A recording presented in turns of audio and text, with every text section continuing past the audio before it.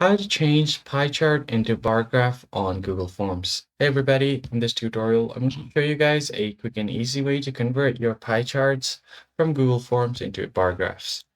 Go ahead and open up Google Forms first on your web browser. Once you open it up, just head over to the form where you want to change the charts. So I've got this untitled form for a voting poll. But what I'm going to do is head over to responses. And as you can see, I have this pie chart of my data from my form. So go ahead and click on this option to link to Sheets. Click on Create. And once you link this to Sheet, it will automatically open up your Google Sheets.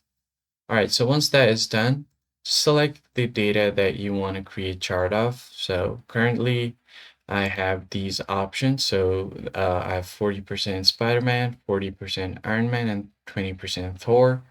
So I'm going to select this data, right click on it, and you can go to charts.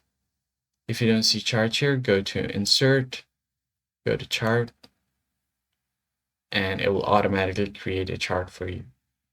So as you can see here, this is the default chart. Now, by default, it will be a pie chart, but if you click on this drop down at the chart editor, you will be able to select different kind of line charts and column graphs. So go to columns and you'll get different kind of charts from here. So select the one that you want. So I'm going to select this one right here, the standard one. And as you can see here, two people have selected Spider-Man, two people have selected Iron Man, and only one person has selected Thor.